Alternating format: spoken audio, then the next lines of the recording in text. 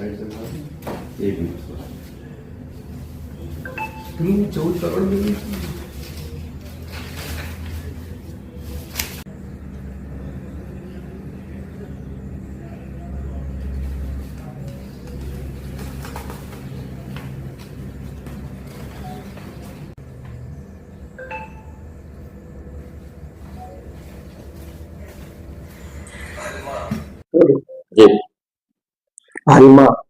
હાલમાં cyber fraud દ્વારા ચાલતા જે આખા ગુજરાતમાં તેમજ અત્યારે હાલ અમારા સુરત જિલ્લામાં પણ જેટલા સાયબર ફ્રોડના ગુના બને છે એ બાબતે જાહેર જનતાને અવેરનેસ કરવા માટે અમારા પોલીસ મહાનિદેશક અને મુખ્ય પોલીસ અધિકારી ગુજરાત રાજ્યના દ્વારા તેમજ અમારા આઈજીપી શ્રી પ્રેમવીરસિંહ સાહેબ દ્વારા આ બાબતે ખૂબ જ મોટા સાયબર સેલના અભિયાન ચલાવવામાં આવ્યા છે અને આ અભિયાન દ્વારા લોકોમાં જાગૃતિ ફેલાય અને સાયબર ફ્રોડનો મોટે ભોગ ન બને તેવા પ્રયત્નો અમે કરી રહ્યા છીએ અને આ સાયબર ફ્રોડ નો ભોગ ન બને તે માટે એની માહિતી તેમજ જનજાગૃતિ માટે અમે શાળા કોલેજો તેમજ યુનિવર્સિટીઓમાં પણ ઘણા પ્રોગ્રામો પણ કરેલા છે અને આ સાયબર સેલના બનાવોથી અટકાવવા માટે પણ પ્રયત્નો કરી રહ્યા છે. અમારી સ્થાનિક એલસીબી એસઓજી તેમજ સાયબર સેલ દ્વારા સ્થાનિક સુરત જિલ્લાના તમામ ગામડાઓ તેમજ સોસાયટીઓમાં જઈને પણ શાળા કોલેજો અને સિનિયર સિટીઝનો તેમજ યુવાનો યુવતીઓ સુધી આ સંદેશો પહોંચાડવાની કામગીરી થઈ રહી છે.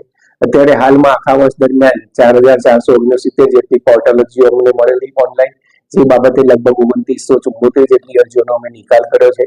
એમાં લગભગ 15 કરોડ ને 20 લાખ જેટલી માતબર રકમ અમે ફ્રીઝ જે કરાવેલી તે બધી રકમો પાછી મેળવી છે અને એ રકમોને મેળવી અને કોર્ટ દ્વારા એનો ઓર્ડર મેળવી પબ્લિકને પરત આપવા જે લોકો આના ભોગ બન્યા છે તે લોકો સુધી પહોંચે તેના તમામ પ્રયત્નો પણ થઈ ચૂક્યા છે.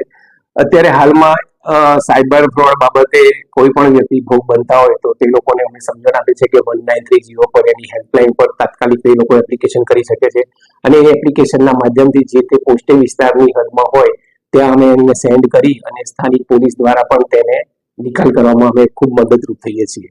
અત્યારે હાલમાં જોઈએ તો સાયબર ફ્રોડમાં અલગ અલગ ઘણી રીતે ફ્રોડ થતા હોય છે.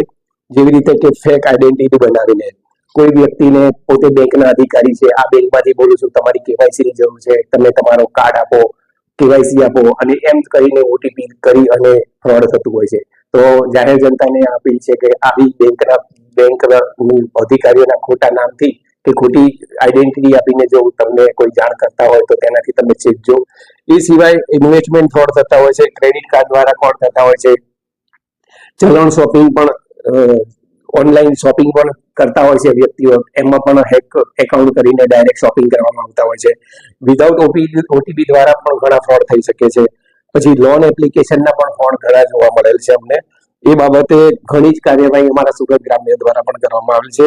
એ સિવાય જોબ ફ્રોડ પણ ઘણા જોતા મળે છે કે અમને જોબ જોઈએ છે અને કોઈ પોતે આઈડેન્ટિટી પોતાની પ્રિન્સિપાલ તરીકે કાં તો કોલેજ તરીકે કાં તો કોઈ સરકારી કર્મચારીના અધિકારી તરીકે આપી અને પબ્લિકને ઓનલાઈન એપ્લિકેશનો મંગાવી અને એ બાબતે પૈસા નખાવે છે, ઇન્સ્ટોલમેન્ટ નખાવે છે અને પૈસાની ઉઘરાણી કરીને આવા ફ્રોડ પણ થતા હોય છે. તો આ ઘણા પ્રકારના ફ્રોડ અત્યારે થઈ રહ્યા છે.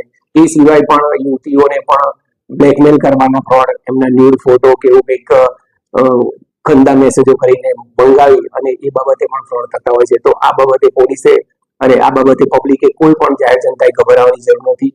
અમારા સાયબર સેલ દ્વારા તમારી માહિતી ગુપ્ત રાખી અને તમે 193 પર જો એપ્લિકેશન કરી હોય તો કાં તો રૂબરૂ આવીને તમે ફરિયાદ કરી હોય તો પણ તમારી એપ્લિકેશન લઈ અને આ તમામ ફ્રોડના ગુનાઓ નાબૂદ કરવા માટે અમે કટિબદ્ધ છીએ અને જિલ્લા પોલીસ દ્વારા આ બાબતે ખૂબ જ મદદ કરવામાં આવે છે. અત્યાર સુધીમાં જે આ 15 કરોડથી ઉપરાંતની પણ રકમ અમે પાછી અપાવી છે. એ સિવાય પણ જે અરજીઓ આવે છે એ તમામની કામગીરી પણ અત્યારે હાલ નિકાલ કરવાની ખૂબ ચાલુ છે.